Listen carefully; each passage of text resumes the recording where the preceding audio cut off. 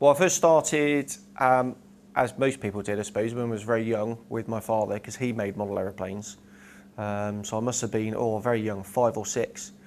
And the first model I remember was the Airfix Harrier GR3. And I made him quite cross because he gave me it and I just ripped everything off the sprue. And then said, right, build it for me now.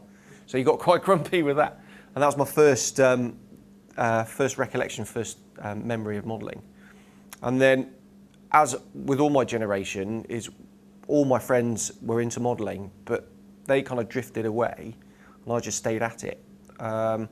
It stopped when I went to university because I got a bit older, discovered beer and ladies and cars and things like that. So that sort of, the modelling fell by the wayside, but it wasn't until I joined the Navy in '96 and then I started flying training and it just got really boring in the evenings, just living in the officer's mess.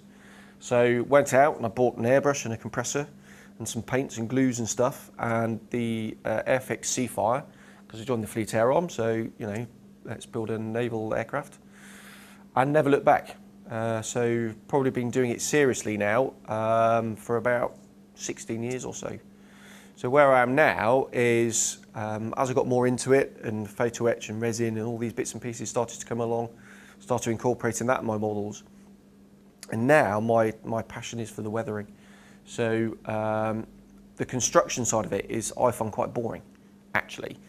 And I just find that as a means to an end to get to the weathering, the painting and weathering stages.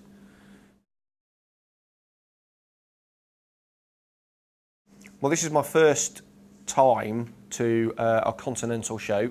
I've never been abroad. I've only ever been to the UK sort of modelling scene. And obviously Telford's got a big international feel.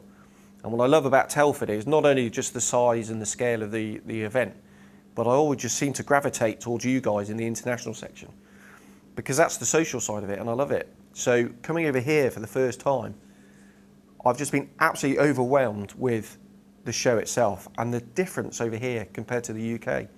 The socialising, the, you know, beer on tap, fantastic, you know, and it's just a complete joined up event, whereas in the UK it's just purely about the modelling and that's it, nothing else. Whereas over here you've got all the great modelling, but you've got all the social side of it as well. And, you know, meeting lots of different nationalities, you know, Belgian obviously, Dutch, Italians, Germans. I had really good expectations, but it's just exceeded them by such a wide margin. It's been utterly, utterly fantastic. And then moving on to that, the social side of it, into the, you know, the dinner in the evening, we just don't get that in the UK, and just chatting with all the other people and just immersing yourself in the actual event. And all of a sudden you think, well, we're at a modelling show, but we've not talked about modelling for the last 3 hours. And you dip in and out. It's just been fantastic. And I can't thank the club enough for inviting me over and, you know, sorting us out and hosting us and looking after us. It's just been a complete mind-blowing, fantastic event.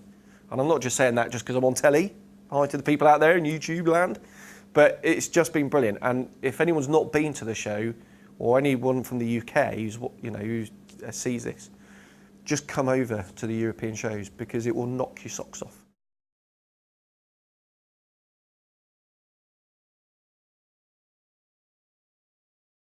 Yeah, well, I think it's down to companies like Airfix. Airfix are brilliant.